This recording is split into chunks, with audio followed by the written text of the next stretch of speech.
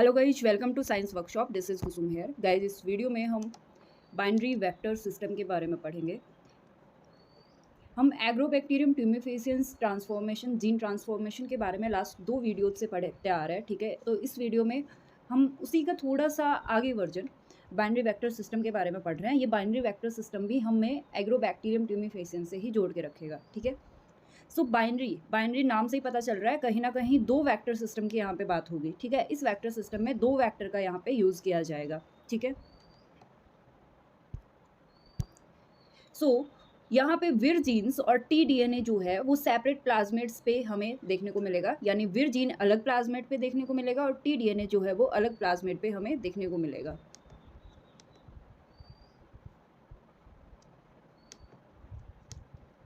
So a binary vector consist 2 प्लाज्मेट्स। एक binary vector में 2 plasmid को कंसिस्ट किया जाता है। एक होता है डिसआर्म्ड टीआई प्लाज्मेट जो कि टी डीएनए को कैरी करेगा, और दूसरा होता है हेल्पर प्लाज्मेट। हेल्पर प्लाज्मेट के ऊपर विरुलेंस जीन पाए जाएंगे, यानी विर जीन पाए जाएंगे, ठीक है।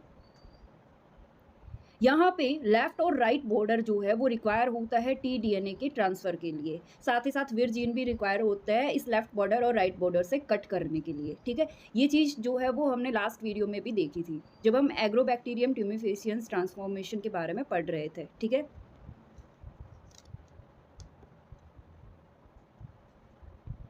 आप यहाँ देख सकते हैं बाइनरी वेक्टर स्ट्रेटेजी के बारे में, जहाँ पे हम 2 वेक्टर स्ट्रेटेजी की बात करते हैं।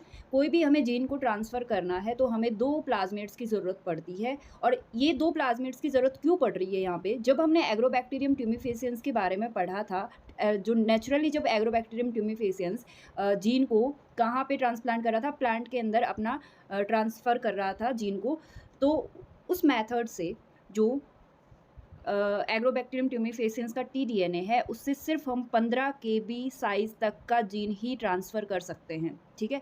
नेचुरल प्रोसेस से हम 15 केबी साइज़ तक का ही जीन ट्रांसफ़र कर सकते हैं। अगर हमें इससे ज़्यादा बड़ा जीन या फिर डीएनए ट्रांसफ़र करना है प्लांट सेल के अंदर, तो हम बाइनरी वेक्टर स्ट्रैटेजी को यूज़ में लेते हैं, ठीक है। सो गाइस, हम देखते हैं जो हमारा हेल्पर प्लाज्मिड है, इसको हम लिख लेते हैं हेल्पर प्लाज्मिड। एक होता है हेल्पर प्लाज्मिड और दूसरा होता है डिसआर्म्ड प्लाज्मिड। तो हेल्पर प्लाज्मिड के अंदर क्या होते हैं? विर जीन्स प्रेजेंट होते हैं एक तो, और एक होती है ओराई साइट। ये ओराई साइट जो है वो एग्रोबैक्टीरियम के लिए होती है, क्योंकि ये जो हेल्पर प्लाज्मिड है वो कहाँ पे मेंटेन करके रखा जाता है? एग्रोबैक्टीरियम ट्यूमिफेसियंस की सेल के अंदर जो है वो मेंटेन करके रखा जाता है इस हेल्पर प्लाज्मिड को। इसके अलावा जब हम डिसआर्म्ड प्लाज्मिड की बात करते हैं, आप ये वाला जो प्लाज्मिड देख पा रहे हैं इसको हम बोलते हैं डिसआर्म्ड प्लाज्मिड। सबसे पहले तो ये बताओ कि डिसआर्म्ड प्लाज्मिड इसको क्यों बोल रहे हैं?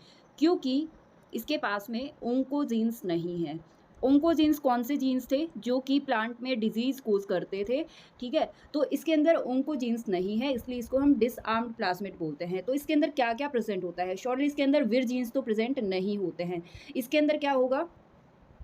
इसके अंदर हमारा लेफ्ट बॉर्डर से लेकर राइट बॉर्डर तक टी डीएनए जो है वो प्रेजेंट होता है, और इसके बीच में जो cloning site for plant genes होती है, ठीक है। मल्टीपल क्लोनिंग साइट यहाँ पे पाई जाती है, एमसीएस जिसको बोल सकते हैं, और प्लांट सेलेक्टेबल मार्कर यहाँ पे ऐड किए जाते हैं।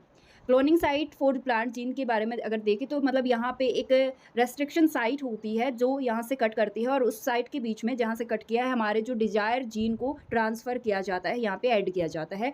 और लेफ्ट बॉर्डर से राइट बॉर्डर के बीच में जितना भी पार्ट होगा गाइस, वो कहाँ पे ट्रांसफ़र होगा? प्लांट सेल के अंदर ट्रांसफ़र होगा और जाके इंटीग्रेट हो जाएगा प्लांट सेल के जीनोम के साथ में। इसके अलावा यहाँ पे हमने देखा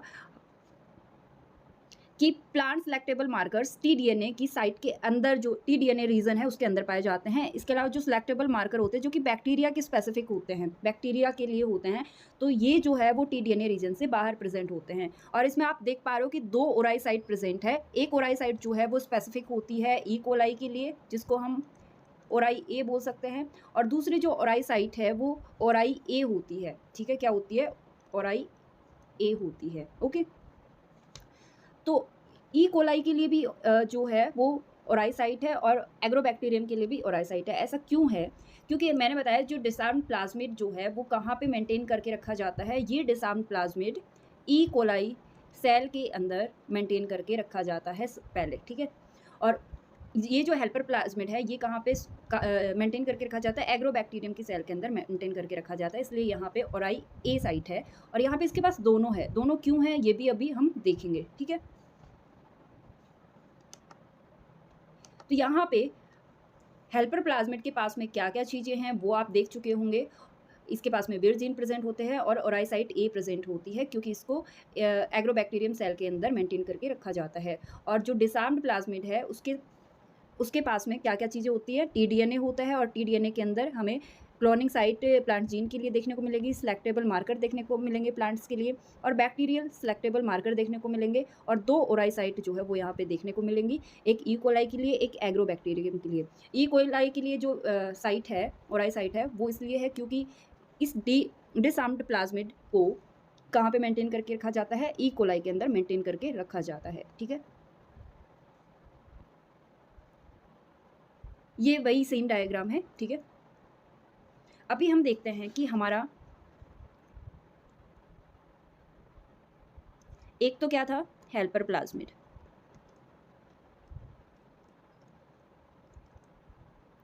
जो कि किसके अंदर था, बैक्टीरियल सेल के अंदर था।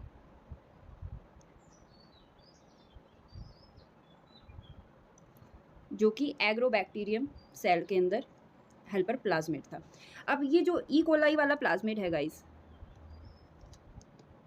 वापस से बनाते हैं।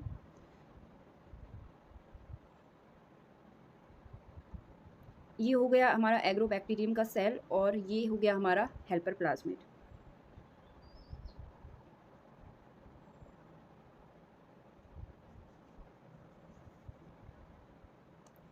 एग्रोबैक्टीरियम का सेल है ये, और ये है हमारा हेल्पर प्लाज्मिड। और एक प्लाज्मिड और था जिसको हम डिसआर्म्ड प्लाज्मिड बोल रहे थे। इस डिसआर्म्ड प्लाज्मिड को कहाँ पे रखा गया था मेंटेन करके, इस डिसआर्म्ड प्लाज्मिड को ई कोलाई सेल के अंदर मेंटेन करके रखा गया था, ओके। तो ई कोलाई सेल से इसका ट्रांसफॉर्मेशन होगा एग्रोबैक्टीरियम सेल के अंदर, तो यहाँ पे ऐसे आ जाएगा। जब ई कोलाई के अंदर था तो इसके अंदर ओराइसाइट ई काम कर रही थी, यानी ओराई ई यहाँ पे काम कर रही थी।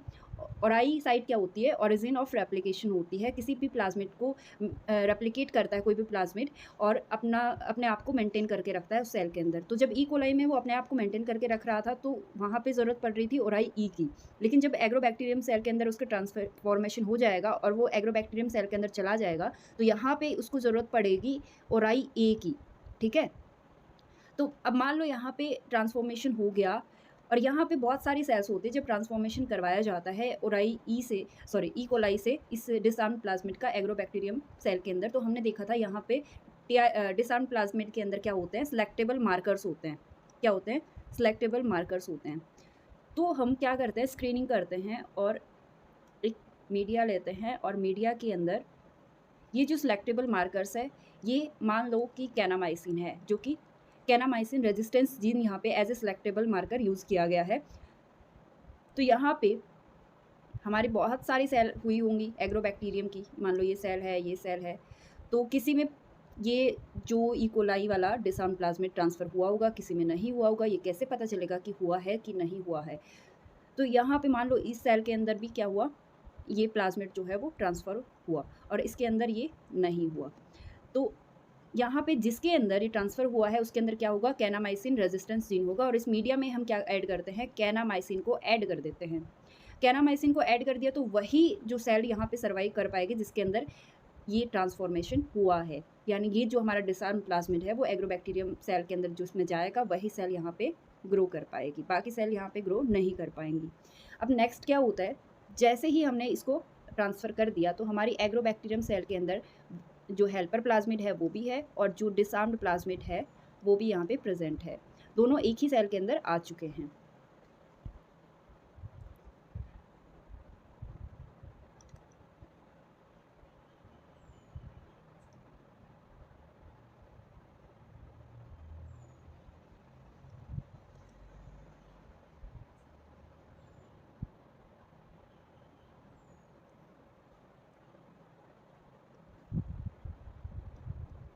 ये हमारा हेल्पर प्लाज्मिड, ये हमारा डिसआर्म्ड प्लाज्मिड। ओके, अब क्या होगा, यहाँ पे हेल्पर प्लाज्मिड के पास में जो भी वीर जीन थे वो अपनी एक्टिविटी शुरू करेंगे और वो एक्टिविटी होगी यहाँ पे टीडीएनए पे। ये जो लेफ्ट बॉर्डर से राइट बॉर्डर के बीच में स्पेस है, जो वीर जीन बनेंगे वो यहाँ से कट करेंगे। ठीक है, वीर जीन कैसे काम करते हैं उसके लिए हम लास्ट वीडियो में पढ़ चुके हैं। ठीक है, अगर वीडियो नहीं देखा है तो वो जाके देख सकते हो।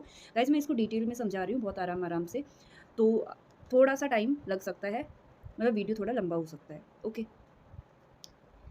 सो यहाँ पे अपना वीर जीन जो है वो प्लांट के अंदर इस टीडीएनए को ट्रांसफ़र करने में और टीडीएनए को लेफ्ट बॉर्डर से राइट बॉर्डर तक कट करने में अपना रोल प्ले करते हैं। और यहाँ पे ये क्या होगा आगे, एग्रोबैक्टीरियम से टीडीएनए कट होके कहाँ चला जाएगा, प्लांट सेल के अंदर चला जाएगा। ये प्लांट सेल है और इसका ये मान सकते हो यहाँ पे इसका ये जीनोम है।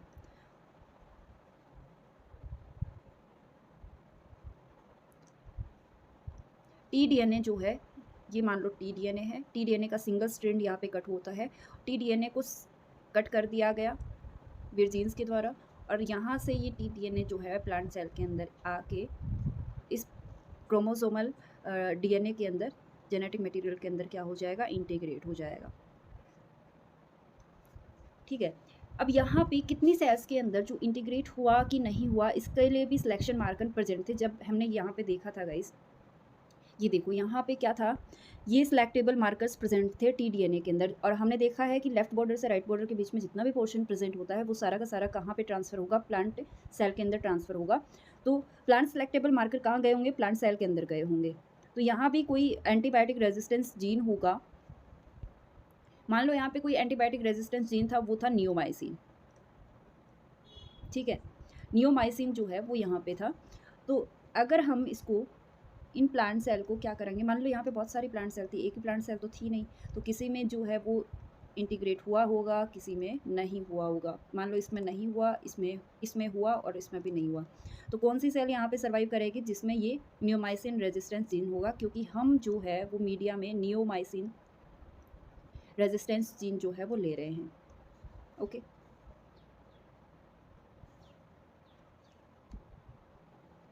तो जब हम इस मीडिया के अंदर इन तीनों ही सेल को ग्रो कराते हैं, तो यहाँ पे एक ये सेल हो गई हमारी, एक ये सेल हो गई जिसमें नहीं आया था, लेकिन अभी हमें नहीं पता है कि इसमें आया है कि नहीं आया है।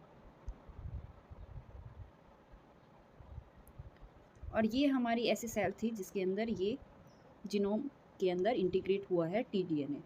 तो जिसके अंदर क्या होगा, नियोमाइसिन रेजिस्टेंस जीन होगा, तो ये वाली सेल तो सर्वाइव कर जाएगी, ये वाली सेल यहाँ पे सर्वाइव नहीं कर पाएंगी।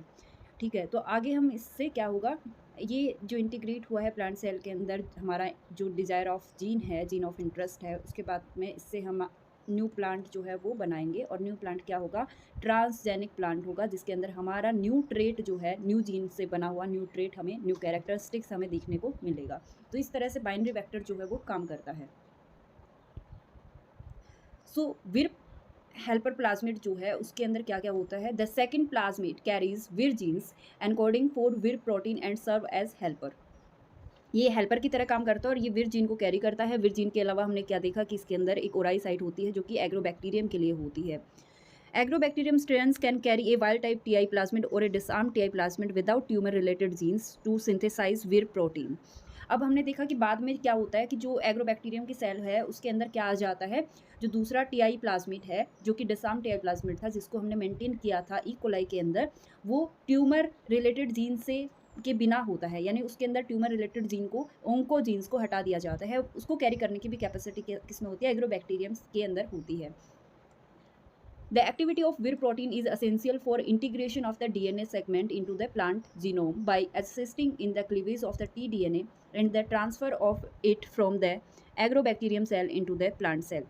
ये क्या बोला गया है कि वीर जो प्रोटीन है वो बहुत ही ज़्यादा इंपॉर्टेंट होते हैं। सबसे पहले तो टीडीएनए को कट करेंगे, टीडीएनए को बाद में ट्रांसफ़र करेंगे प्लांट सेल के अंदर। आपको याद होगा कि जब हम वीर B1 से वीर B11 की बात करते हैं तो T4SS का ये क्या करते हैं, फॉर्मेशन करते हैं, यानी ट्रांसपोर्ट चैनल जो बनता है एग्रोबैक्टीरियम से टीडीएनए को प्लांट सेल के अंदर पहुंचाने के लिए एक ट्रांसपोर्ट चैनल बनता है। तो एक तरह से टीडीएनए को क्लीवेज करेंगे, क्लीवेज करने के लिए D1 और D2 जो है वो काम आते हैं, और ई प्रोटीन और एफ प्रोटीन, ये सारी प्रोटीन प्लांट सेल के अंदर जाती हैं। ये सारी की सारी चीज़ें जो डिटेल में विर्च जीन से रिलेटेड हम पढ़ चुके हैं लास्ट वीडियो में, तो आपने आई होप वो देख लिया होगा। अगर नहीं देखा होगा तो जाके देख सकते हैं, वरना विर्च जीन का जो अगर आपको रोल नहीं पता तो ये वाला जो वीडियो है वो आपको समझ में नहीं आएगा कि विर्च जीन कैसे यहाँ पे हेल्प कर रहे हैं, यानी जो विर हेल्पर प्लाज्मिड है वो कैसे दूसरे डिसआर्म्ड प्लाज्मिड को हेल्प कर रहा है।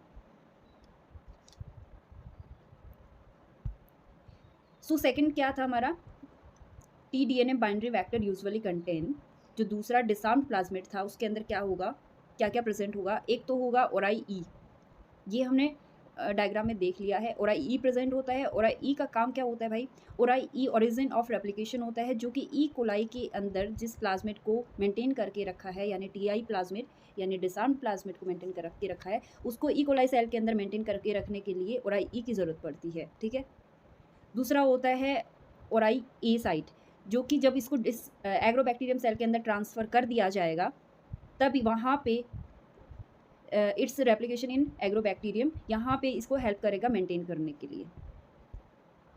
तीसरा होता है multiple cloning sites for MCS, जो हमारा लेफ्ट बॉर्डर और राइट बॉर्डर के बीच में पोर्शन था उसके बीच में मल्टीपल क्लोनिंग साइट होती हैं। इसके अंदर क्या होता है, रेस्ट्रिक्शन एंजाइम प्रेजेंट होते हैं गाइस, और यहाँ से रेस्ट्रिक्शन एंजाइम इसको बीच में से कट करेंगे, जहाँ से ही कट करेंगे वहाँ पे हमारे जीन ऑफ इंटरेस्ट को ऐड कर दिया जाएगा। Okay,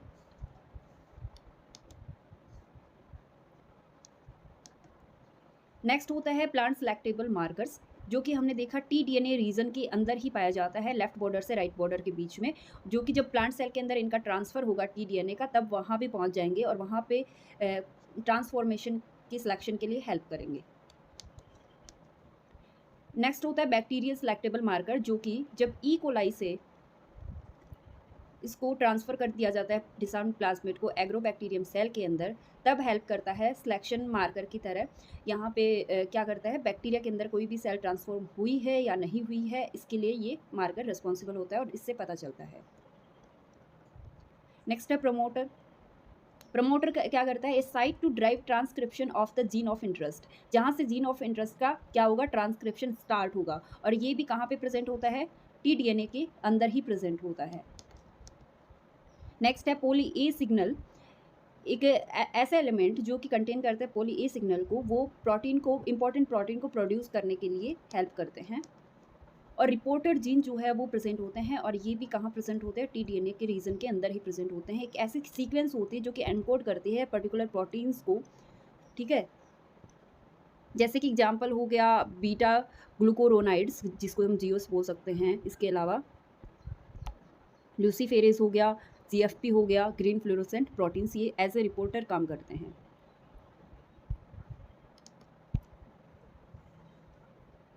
After cloning your gene of interest into the T binary vector, the next step is to transform this vector into agrobacterium competent cells. For your convenience, all Gold Bio's agrobacterium competent cells have high transformation efficiency and contain ATI plasmid for facilitating efficient tDNA transfer into the plants. इसमें वही theory में लिखा गया है कि अब एक बार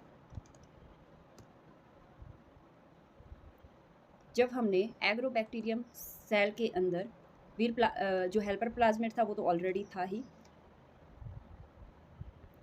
और जो ई कोलाई में डिसआर्म्ड प्लाज्मिड था उसको भी यहाँ पे ट्रांसफ़र कर दिया, तो उसके बाद में इसमें एफिशिएंसी होती है कि ये जो है टी-डीएनए को प्लांट सेल के अंदर ट्रांसफॉर्म करा सकता है।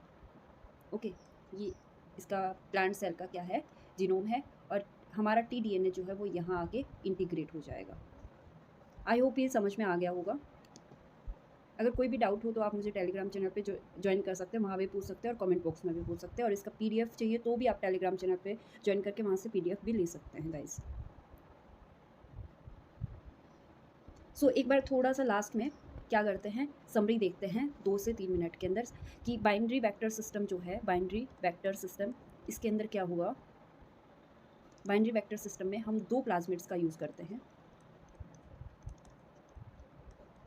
2 प्लाज्मिड कौन कौन से हैं, एक तो हमारा था हेल्पर प्लाज्मिड, और दूसरा हमारा कौन सा प्लाज्मिड था, दूसरा था डिसआर्म्ड प्लाज्मिड।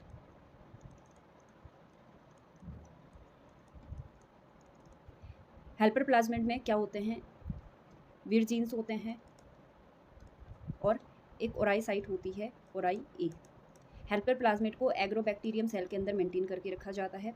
डिसआर्म्ड प्लाज्मिड को ई कोलाई सेल के अंदर मेंटेन करके रखा जाता है, इसलिए इसके अंदर क्या होता है, ओराई ई साइट पाई जाती है। और इसके अलावा एक ओराई ए साइट और पाई जाती है, जो कि जब इसको एग्रोबैक्टीरियम सेल के अंदर ट्रांसफ़र किया जाएगा तब वहाँ पे अपने आप को मेंटेन करने के लिए यूज़ होगी। टीडीएनए जो रीजन है लेफ्ट बॉर्डर से राइट बॉर्डर के बीच में, वो डिसआर्म्ड प्लाज्मिड के अंदर होता है। डिसआर्म्ड प्लाज्मिड के अंदर जो है वो ओंकोजीन्स जो है वो नहीं होते हैं, जो कि डिजीज़ कोज करते हैं, वो नहीं पाए जाते हैं। इसके अलावा डिसआर्म्ड प्लाज्मिड में क्या होता है, सेलेक्टेबल मार्कर्स पाए जाते हैं।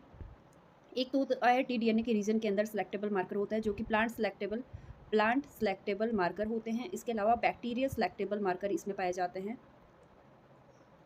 बैक्टीरियल सेलेक्टेबल मार्कर कहाँ पे यूज़ आएंगे, जब हम इस डिसआर्म्ड प्लाज्मिड को हेल्पर एग्रोबैक्टीरियम सेल के अंदर ट्रांसफ़र करेंगे और ये देखेंगे कि वहाँ पे डिसआर्म्ड प्लाज्मिड का ट्रांसफॉर्मेशन हुआ है कि नहीं हुआ है, तब बैक्टीरिया सेलेक्टेबल मार्कर काम में आएगा।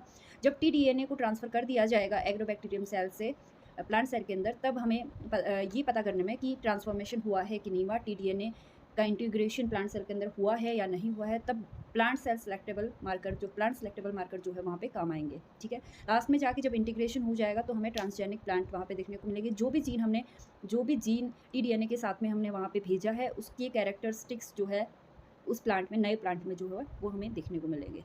तो आई होप टॉपिक आपको समझ में आ गया होगा गाइस। फिर भी कोई डाउट बचता है तो कमेंट बॉक्स में पूछ सकते हो। थोड़ा सा वीडियो लंबा है, लेकिन टॉपिक पूरी तरह से कवर कर लिया गया है, थोड़ा डिटेल में समझाया गया है, और आपको इसके साथ में जो नोट्स है वो भी मिल चुके हैं थ्योरी में। Okay, so thank you so much, मिलते हैं नेक्स्ट वीडियो में। Thanks for watching this video. अगर वीडियो अच्छा लगा तो प्लीज़ लाइक शेयर सब्सक्राइब ज़रूर कर देना। Thank you.